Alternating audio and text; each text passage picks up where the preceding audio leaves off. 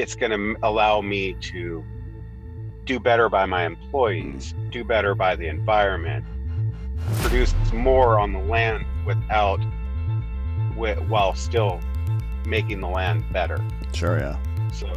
So that I'm able to feed more people without detrimentally affecting the environment. Let's go. Welcome to Citizen. We have a very special guest today from TDF Honest Farming, Derrick Josi. I think it's TDF stands for Tillamook Dairy Farmer. Tillamook, yeah. And that's an area as well as a brand, I guess, so it could be confusing if you're not an Oregonian. Yeah. Oregonian or Oregonite? What is it? Oregonian. Oh, boy. It's too much to keep up with. I can't do it. Yeah. So you're a dairy farmer, I guess. Is that how you would describe yourself? Yeah, I would describe myself as a dairy farmer. Okay. I mean, we grow crops too, but the cows are what pay the bills. So right. Gotta take care of those ladies. Yeah, tell me a little bit about how you got into it. Is it a family thing? And then tell me a bit about your farm and what it is you do there exactly. Yeah, absolutely. So I am fourth generation on this property. So yeah, you could say I was born into it. We started off with 60 acres, 60 cows. We're a little larger than that. We're in the process of building all new facilities. We're going to be milking 1,200 cows. We run about 400 acres. Pristine, beautiful area. I mean, I'm blessed with where I live. We don't get as hot as you do in Texas. I think our average temperature in the summer is in the mid 70s. So, and I'm part of the Tillamook Co-op, and some of your listeners probably know that brand. Any of the dairy products from that brand could have come from my cows. Oh yeah, I'm sure I've eaten some of your cheese before.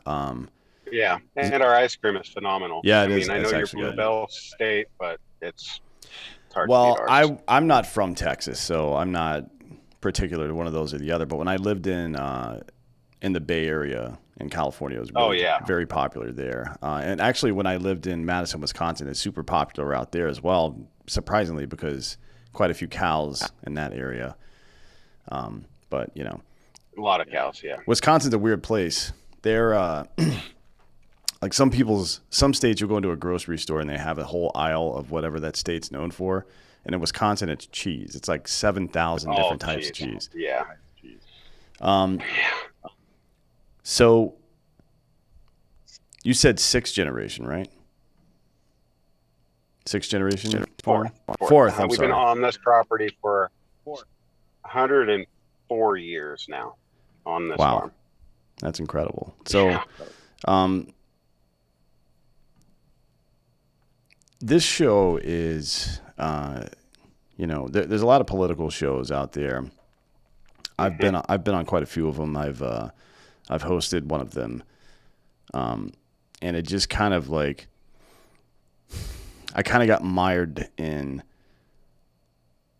all of the complaining. It's just constant complaining without a whole lot of solutions. So I pivoted over to Citizen for Solutions, and I just wanted to say it up front because we're going to talk about some problems today.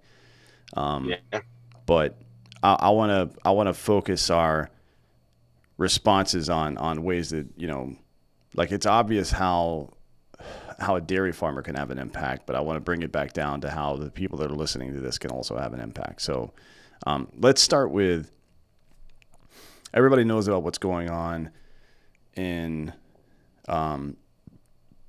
Sri Lanka and Holland, I believe at this point with, I would hope so. Yeah. I would hope they would know what's going on, but a lot of people stay oblivious to what's going on. Yeah.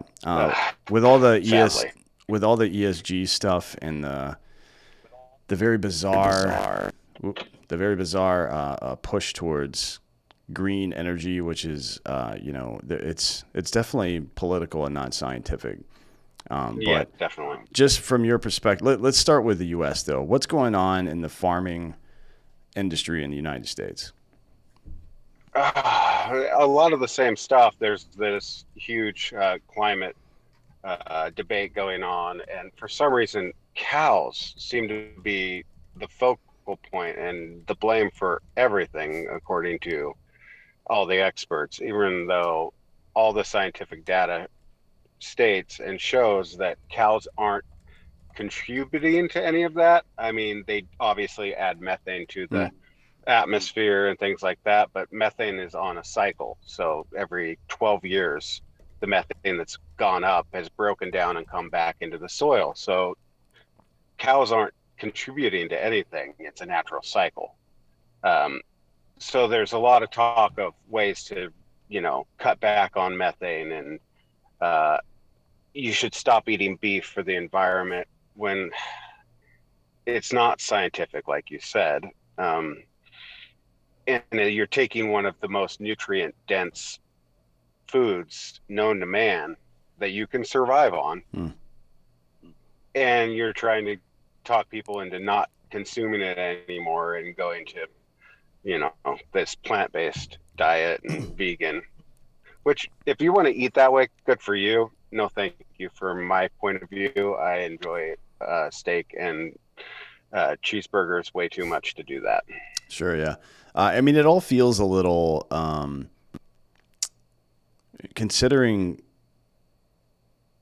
the people like Bill Gates, for example, buying up thousands of acres of very usable farmland, and then not just a billionaire in America, but Chinese state-owned companies buying farmland in America. That seems like something we should probably pay attention to, and it all feels like, with all the cricket nonsense and WEF, you'll own nothing and be happy. It feels a lot. It feels a lot like Yeah. the Go ahead. the Middle Ages in England, where it's like the king's deer, right? Like deer belongs to the royal family, and if you get caught hunting or eating it, now you're in trouble. It kind of feels like we're going back there again, right? Like I basically, if the government is telling me It not to do definitely. something, I want to do it more. I'm the same way, and I don't focus. I don't like Bill Gates. I don't like a lot of the problems, but honestly, from what I see with him buying farmland, it's more of a rich person buying land to use because they're still farming the land, but he's going to use it for the carbon credits. They'll force whoever's actually farming the land to do it in the way they want it done, so that they can claim that their large companies are doing right by the environment when honestly they're not doing anything that farmers haven't done forever. The thing, China worries me though when they buy like Smithfield Foods, Hmm. one of the largest pork packing uh, companies in the country. I don't know how the government allows them to do that. It's worrisome when that kind of thing happens. And I don't think that our government is doing right by its own people, allowing an outside foreign government or entity to own something like that. I mean, to me, it's problematic that the Chinese state would be able to own land or property or whatever in this country at all, but farmland or meat packing facilities, like why? We've already made the mistake of allowing our primary source of microprocessors, right, is Taiwan. Right. And China Yeah. completely dominates that area. We are completely dependent on China for those things. And the subjugating ourselves to the whims of OPEC and Russian oil by shutting down our own fossil fuels here in the United States had an immediate impact. Like we did it, and as soon as that stuff was solidified, gas prices started to rise, and now we're in a Oh, bind. absolutely. Now, why would we do that with food as well? I mean, there's a point where it seems like it's almost intentional, like they're trying to jack us up here. Yeah, you always reference Hamlet's razor, and Mm. at some point you go, God, they literally can't be this stupid. They, I can't buy it anymore. And it goes back to on a episode of not of the Citizen, but on the American Mm. podcast before you rolled it into this one, you were talking about all the fires and stuff. I did a deep dive on that. The vast majority of those are probably just, well, a lot of these facilities are old and they Mm-hmm. catch fire. We had one in Oregon that did the same thing. Um, that's one of those conspiracies I can brush off because I am in the industry and I understand that. But one or two of them, yeah, like the airplane flat crashing, that's just weird. Mm. But I don't buy into that one because most of these food companies, the major ones, they're at the WEF conferences. They're doing this stuff. If they want to shut down a factory, they're just going to shut it down, Mm. unless they're going to catch, get some insurance money. But can't prove that one. Yeah, tough. So we see all that going on. We see major. So I mean, regardless of if there's intended malice or not, major corporations and the state getting involved in the manufacturing of sustenance is a big problem, I think. I mean, they don't really do anything well. So even No, they definitely don't. even if all their cards are on the table and they're playing the game the right way, they're still probably gonna fuck it up. You know what I mean? So Well, yeah, a good point of that they're going to F it up is the baby food formula shortage. that We wa- had plenty of baby food. we created that crisis completely unnecessarily. Yeah, absolutely. Between the shutdown of a Mm. factory and the fact that we couldn't bring anything in from Canada or Europe because of a minor difference in packaging labels. Yeah. I, I mean, that is government ineptitude at its finest. It's the exact same formula, but it's got a different label. And so, oh, we can't bring it in. Mm. So, you're on the ground level here. Your website says, most American families are a couple of generations removed from having to provide their own food, basically, is the summary Yeah. there. So, since people aren't really doing that anymore, and between, like, I think having people like you and the Millennial Farmer on our show to show that there's still small-ish family-owned businesses that are producing most of this food. It's not like everybody thinks of conglomerate corporations are doing. No, the farmers and ranchers are still doing most of the actual work. What can the average person at home do to combat some of this stuff? Well, they can stop buying into the marketing BS. You don't have to go in and buy the most expensive product. You can reach out to local farms. Um, there's there's one of the good things about that. One of the good things, quotations, of COVID was the fact that a lot of people were like, you know what, we need to actually get back in touch with our local farm and ranchers and start buying local again. And you're seeing our local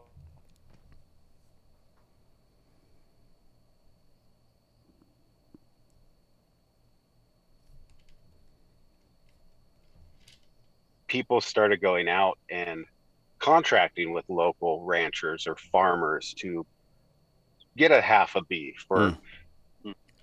order a lamb or a pig. And so that's the easiest way because you're cutting out the middleman. Mm-hmm. You can also look for companies like, I hate to throw it out there, but Tillamook. Mm-hmm. It's a farmer-owned co-op. The I, farmers I in don't the think Tillamook anybody knows area, that. I don't think anybody knows that that's the case. So they see Tillamook, and because it's everywhere, they think that it's a big company somewhere with a CEO that's, well, flying. it is. I mean, but it is still owned by the farmers in the Tillamook area. Right. A lot of dairy companies are that way. Like Land O'Lakes is also one. If you're in the Northeast and you're buying Cabot, you should be buying Tillamook, but we're not very big in the Northeast yet.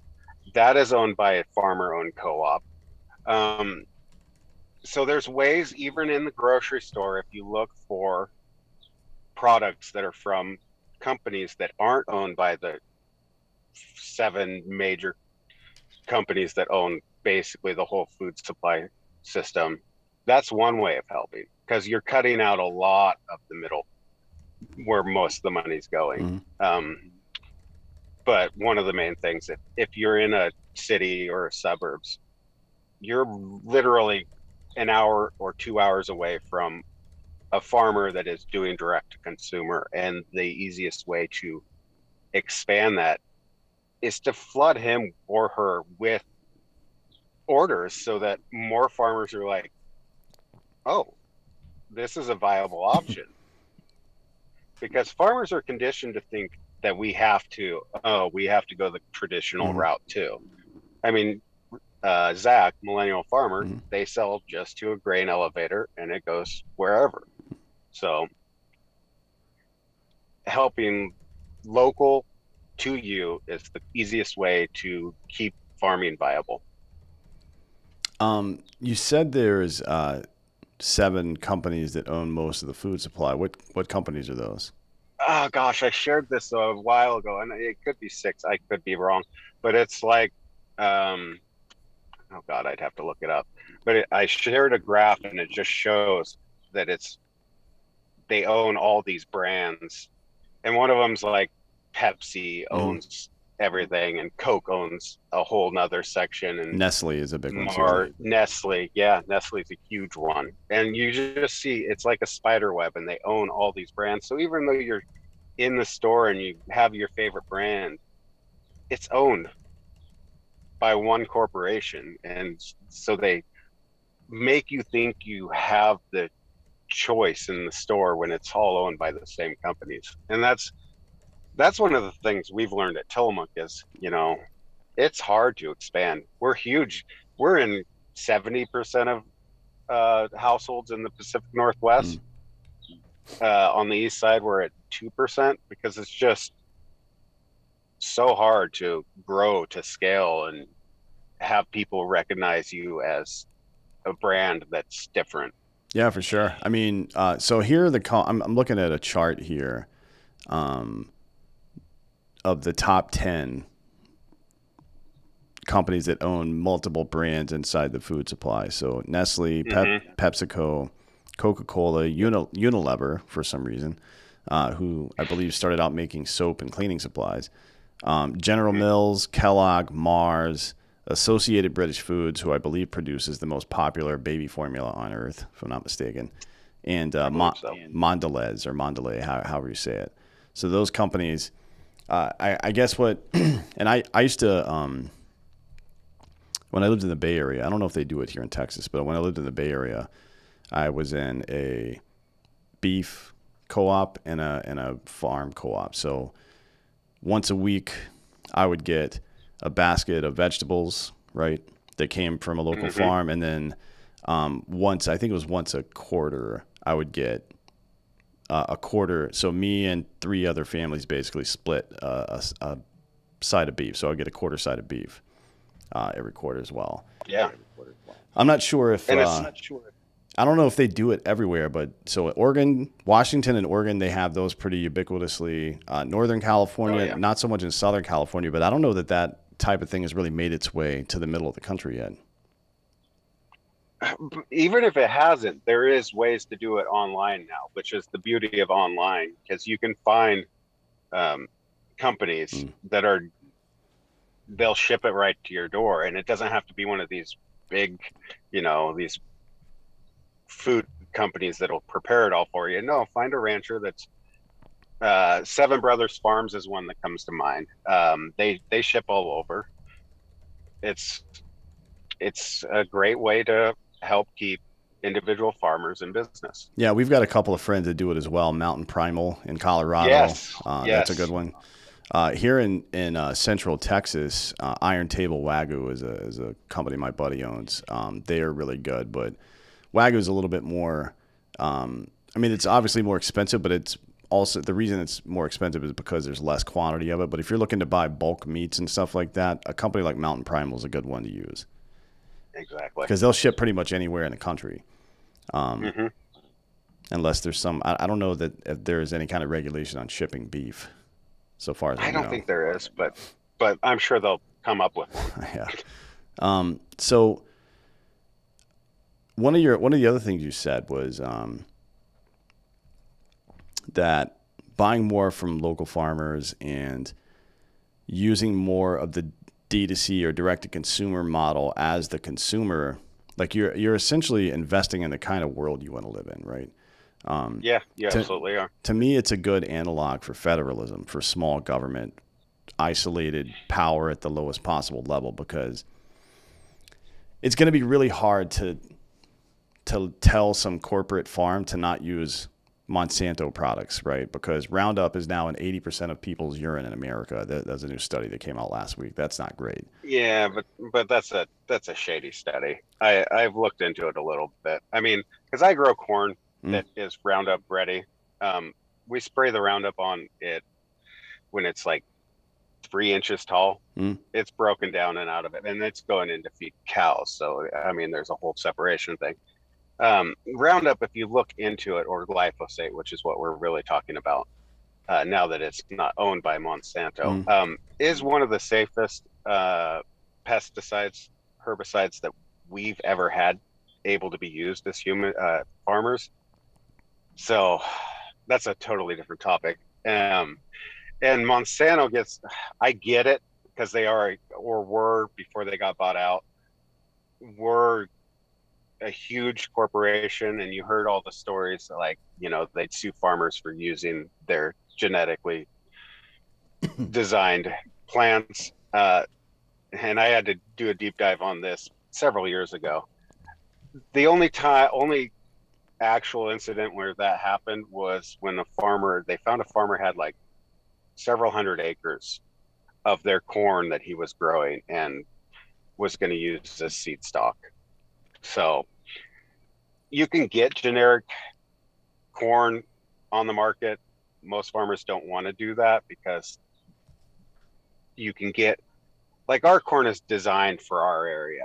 You can get, Zach would tell you the same thing. He's getting corn that is designed to do well with his soil type and his climate. And so being able to have access to that kind of stuff is great. And you have other companies you can work with. The whole Agent Orange thing, yeah, that's a big black mark on any company that made that, and there was other companies that also did that. So, well, I'm less concerned about stuff that happened in Vietnam and Korea. Yeah. More concerned with, since 2015, Monsanto and then Bayer, who bought them out, has had to pay about $10 billion in lawsuits for giving people cancer. Like that, I don't feel like a company that large is settling for $10 billion unless they're up to no good. Well, and yeah, you could be right on that. But there is a large cohort study that was done with farmers, and I mean, we're around the chemicals all the time. And we had less cancers happening since the introduction of Roundup compared to beforehand. Right. So, well, that just means the product that you were using before was even worse. Right? Was really bad. Yeah. We've made a lot of look. It's, you don't always know. Oh, agreed. Right. You can't tell how something. You can't expose people to something inorganically for 20 years to see what the results are going to be before you put a product in the market. That's obviously unreasonable. Yeah. Well, and on top of that, just because it doesn't affect me, every human body is different. I mean, our DNA. So you can't, out of the 7 billion people here, I mean, there's going to be people that are affected that there's no way around it. We're actually going to hit 8 billion people sometime in the fall. So that's awesome. That'll make Elon Musk happy.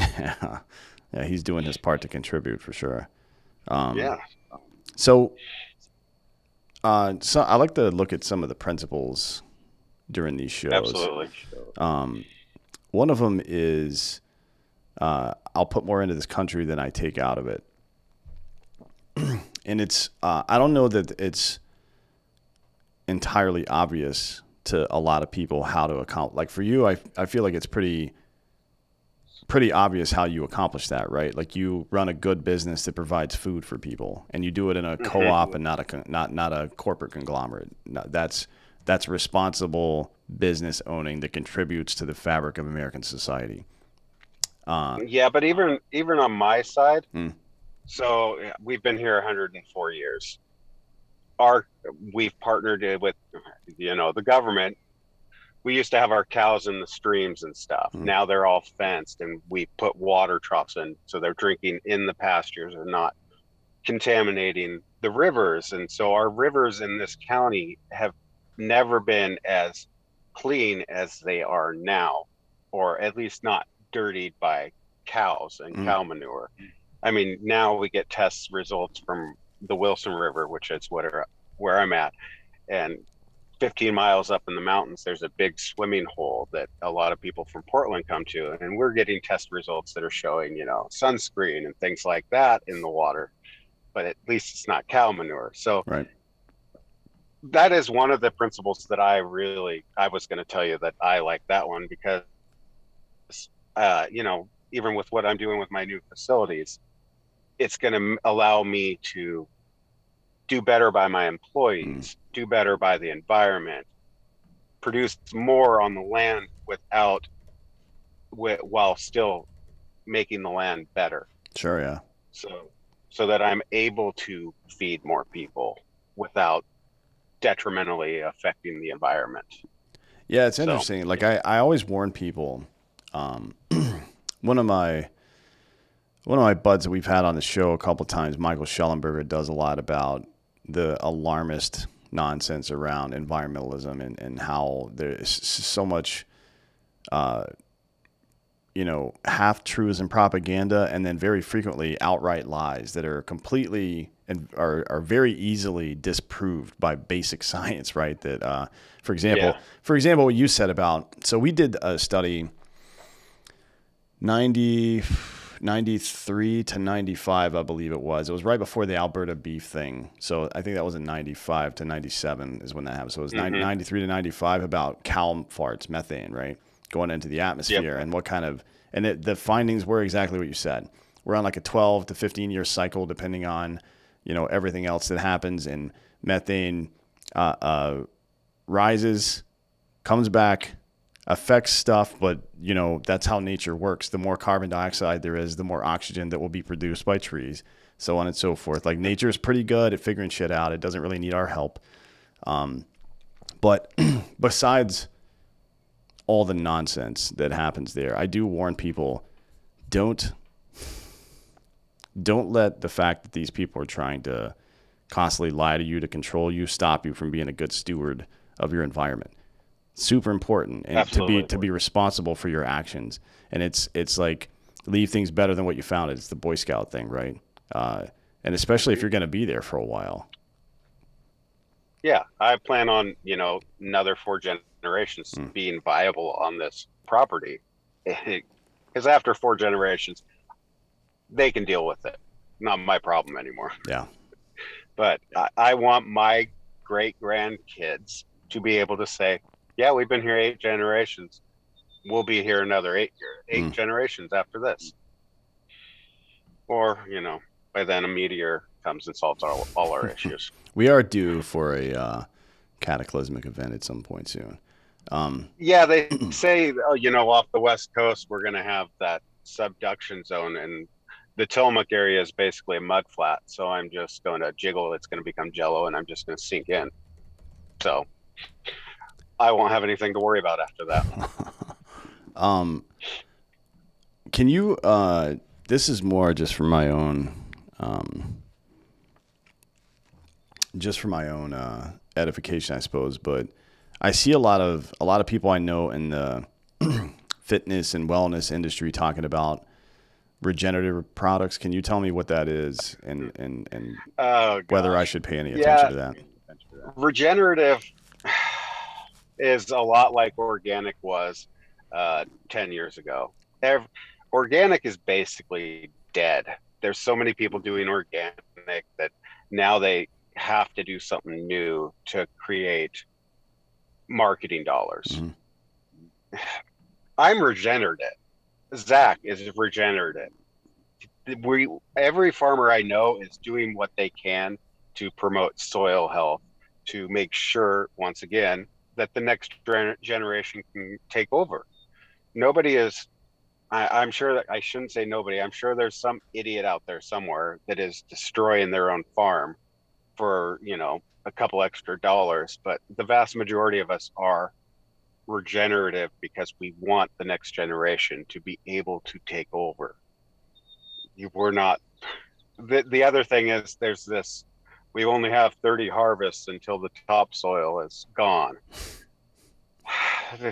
That's such fear-based BS. It just drives me insane. My topsoil is better now than it was 5 years ago because we understand that we have to incorporate organic matter back in. Mm. Um, it's just regenerative is a great talking point, Mm. but it's just that.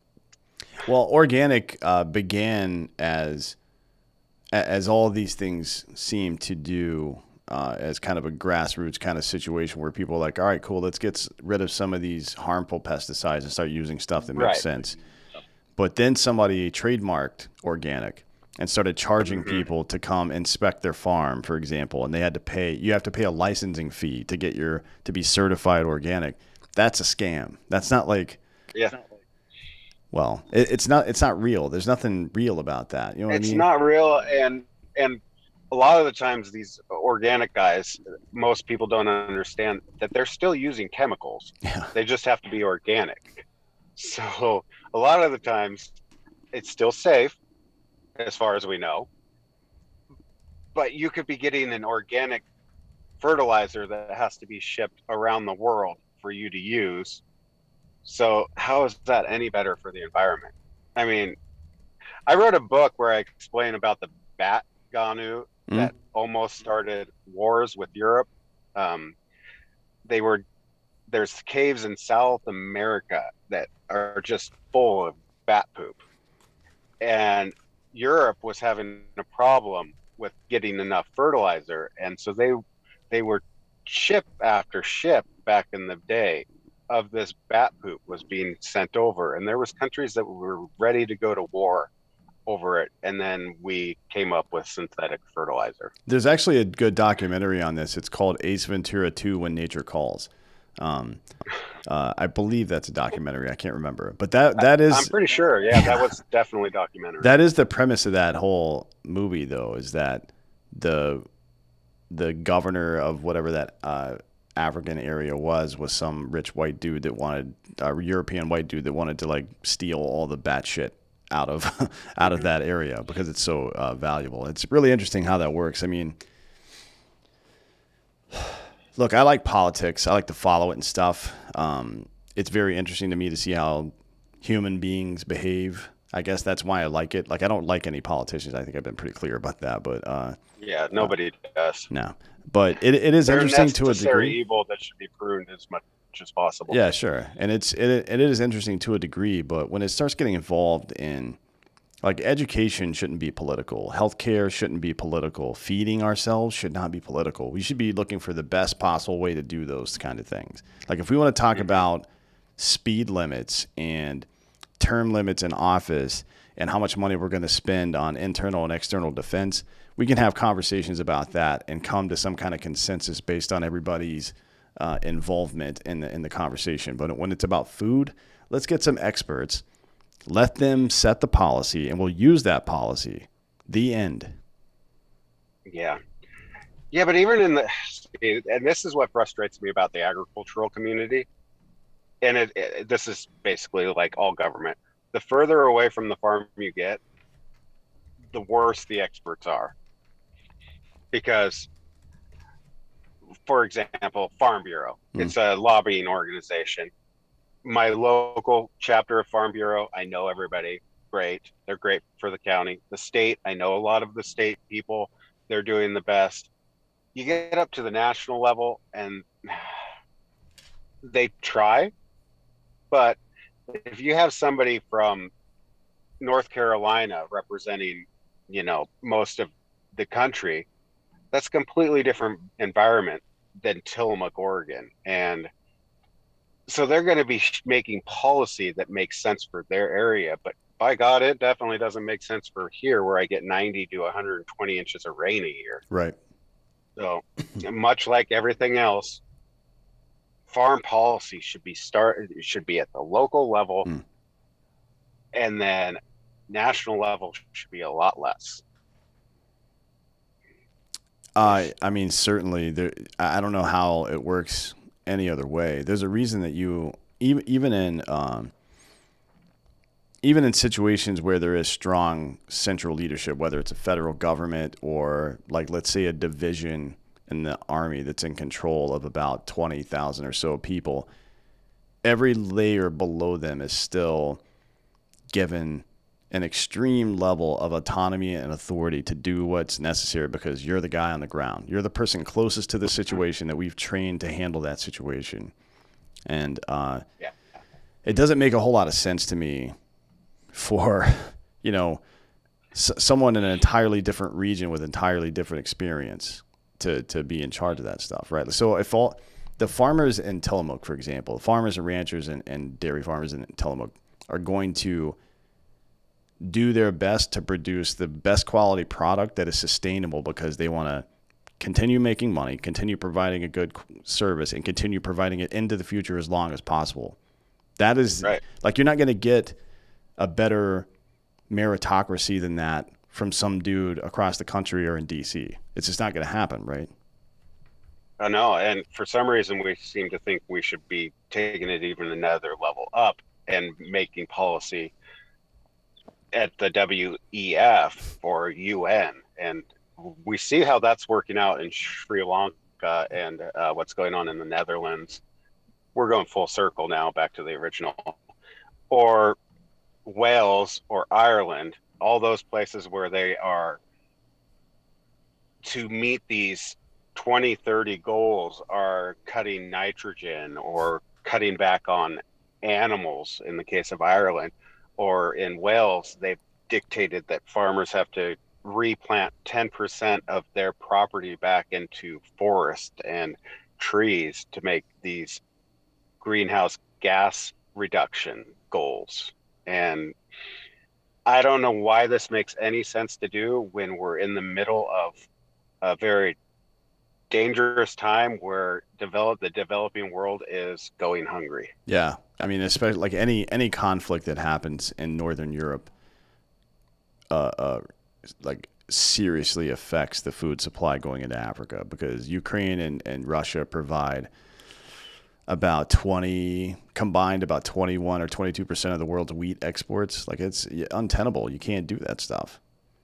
And I think it's 30% of the potash, Yep. which is a fertilizer, Yep. comes out of there. And while that doesn't necessarily affect our ability to get that, because most of ours comes out of Canada, it still affects the price Sure, farmers yeah. are paying for it Yep. because it is a global food supply. Okay, so on to the next one. I wanted to talk about not placing commerce above virtue. Now, you run a business, and I think the farming industry is under attack globally right now. And I don't think it's that necessarily that evil people are trying to attack farming. I think it's that weak, incompetent people who don't understand science are trying to do what they think is the right thing, but they're extremely misguided. But you have,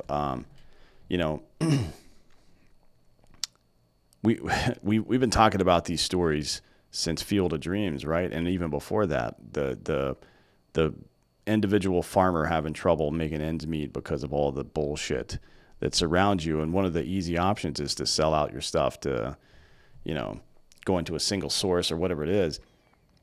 How have you, so you guys have a co-op there. It's almost like you formed your own local government to shield yourself from external influence. But I want to ask, expand on that a little bit and then talk about how you and your family have managed to avoid this. Well, yeah, we are a co-op, and a lot of co-ops. Tillamook is unique because we decided that the brand of Tillamook would only be able to be owned by the farmers in our local area. A lot of co-ops, as they get bigger, they expand out, and so that's one of the ways we've continued to control our own co-op, whereas a lot of farming co-ops end up just getting too big Mm. and losing touch with their membership.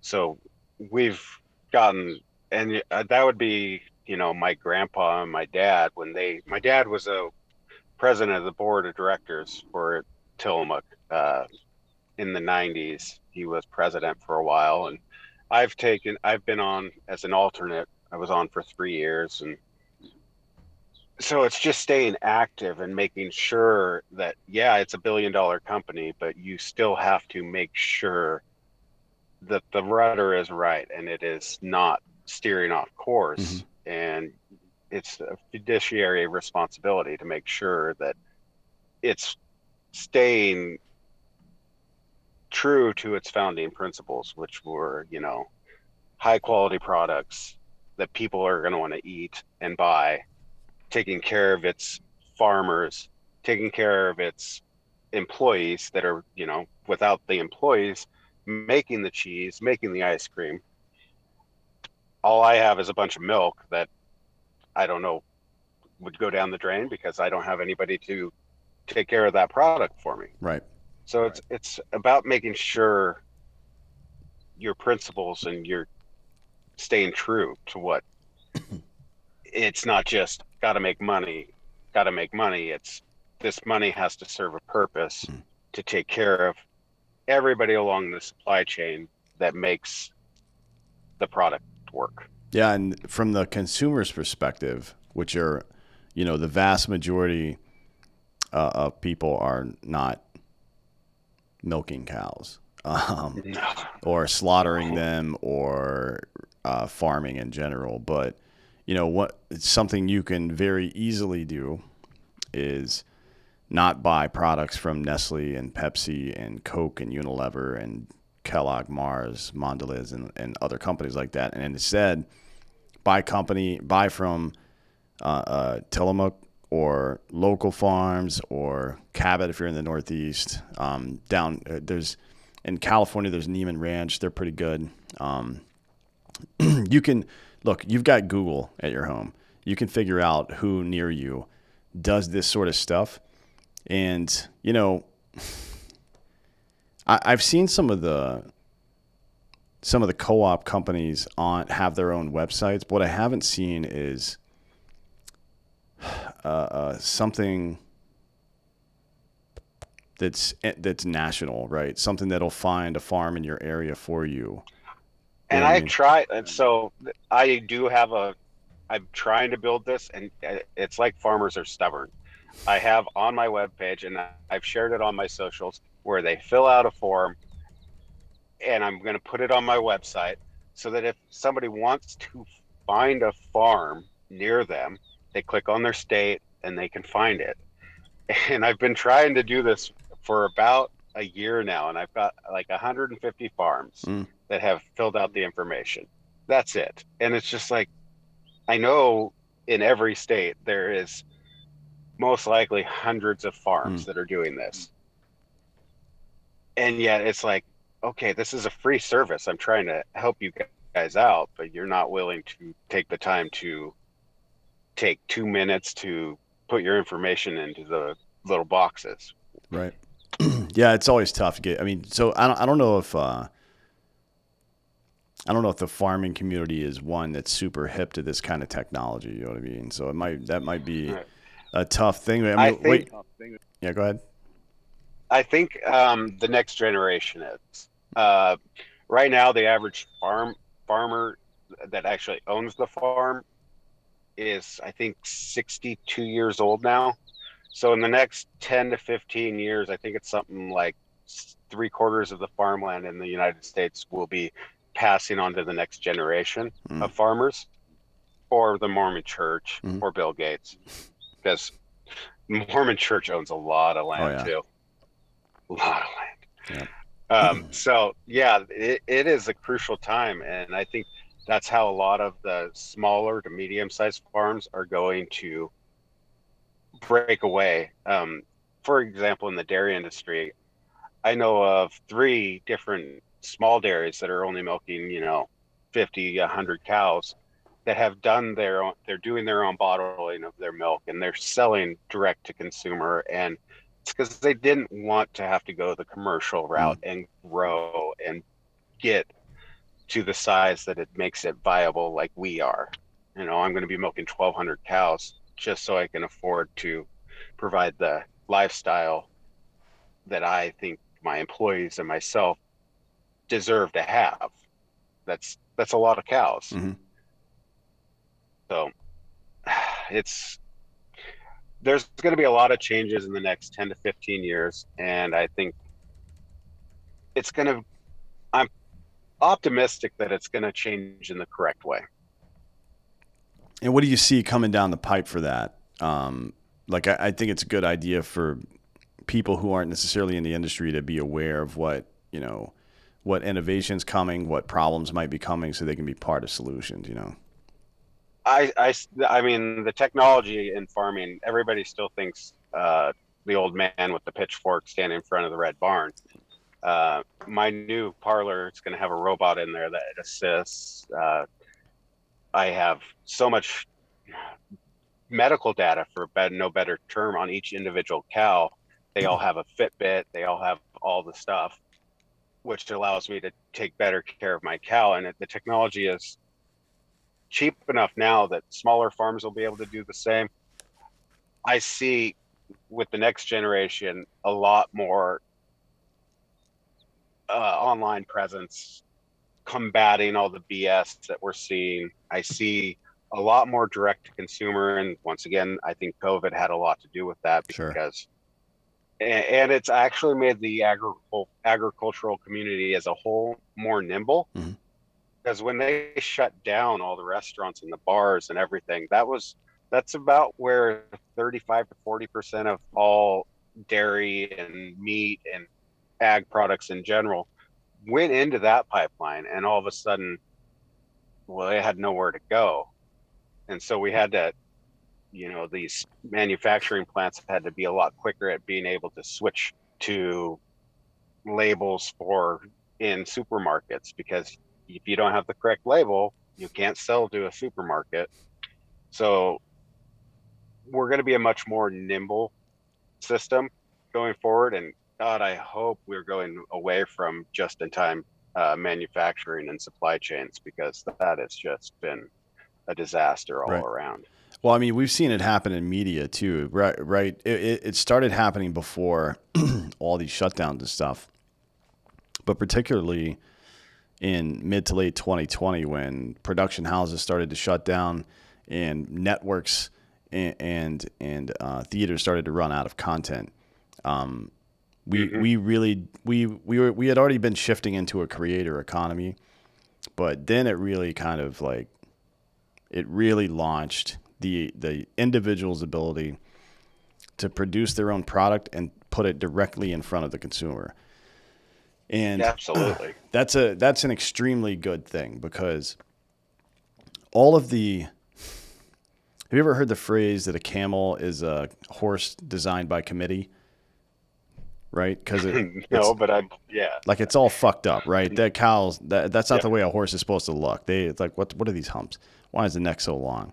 But that's like an architectural joke. It's like a camel is a horse designed by committee.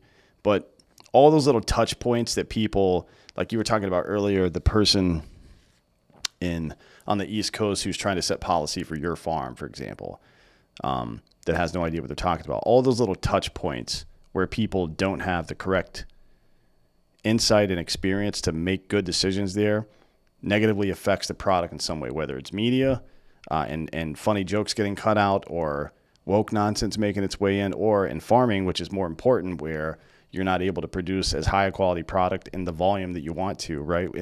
As efficiently as you want to. Right. The more of that gets eliminated in media and the production of products and government, the better for everybody, typically, right? And we're heading in that direction now, whether we want to or not. You know what I mean? Yeah, it's full steam ahead. I mean, to your point, in 2021, my social, I'm huge on Facebook. I blew up on Facebook. I reached 217 million people with my videos. That's insane Yep. for a farmer with no advertising. Mm. I reached more than most companies do with spending multi-million dollars. It's it's insane, but it is so good because people are able to learn and get a better understanding of what's going on farm. Zach does the same thing with his Hmm. videos on YouTube. I mean, who I get comments all the time. I never realized how much I would care about cows in Tillamook until I started watching your videos. Mm. And same with I who cares about corn in Minnesota? Well, a lot of people do. And technology has allowed it to happen, and it makes it harder for the bad actors to get away with what they're doing because the the media is not controlled. I mean, they're still trying to, but they're failing miserably. The harder they try and control something, that it seems like the quicker the fire goes. Yeah, that's a mistake. Um, that's legacy media hasn't really caught up to the digital age still. Um, I don't think they ever will either. maybe not. I mean, they have no incentive to because that's what's replacing them. So I'm sure they're just fighting against it. But even then, you should be kind of aware and cognizant of what's going on around you and not be completely ignorant. Because every time any kind of story is suppressed by the media, on like the New York posted a thing about this last year. It typically gets like 40 to 60% more exposure than it would have if they had just let the story run. That's on average. Exactly. For bigger cases that involve celebrities or politicians and stuff, it's like 200% more exposure. But just in general, if it's some weird thing, it's the internet. Somebody at some point is going to recognize it and put it on Twitter, and then it's over, right? That you can't hide things anymore. I don't know why anybody's still trying to do that. Yeah, and if you are trying to hide it, they'll hack it and find it on your phone. Yeah, well, we've definitely seen that Yeah, in the past week. Maybe don't record yourself committing felonies. But that is a good place to start. I'm not an attorney. What do I know? Yeah, So common sense is lost. yeah, no kidding. Before we get out of here, um, you've given us a lot of good insight here from the perspective of the farmer slash rancher. Um, what if you had to share one thing with the American people about all the stuff that's going on and their role in making sure all of this goes well? What would you say to them? I would say pay attention to what is going on in the Netherlands, in Wales, in Ireland, because everything that they're pushing over there, they are also trying to push on us. Um, and it's a good way for food prices, which are already skyrocketing, to get to the point where those that are least able to afford good food will be the ones eating bugs and not happy about it. Right. Yeah, that's how it always happens, right? I mean, Hmm. uh, Yeah, it's never the ones making the policy. It's mm, the experts that are affected by their policies. It's those least able to afford to live. right. So that kind of goes into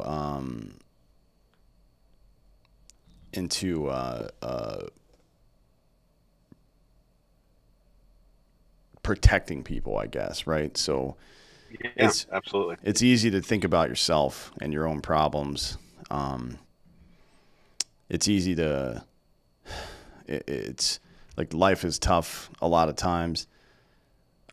I just encourage people to look beyond what's immediately in front of you and think about And how your actions and behavior affect other people, even if it doesn't seem like it might be negative. Those small price increases that aren't a big deal for you are definitely a big deal for other people. And stop being so tribal. Mm. Because that's one of the things I try and make sure I do on my social channels is I talk about policy. I don't care who's in office. If a policy is good for agriculture, I'm going to say it's good for it. If it's not good for it, I'm going to explain why it's not good for it.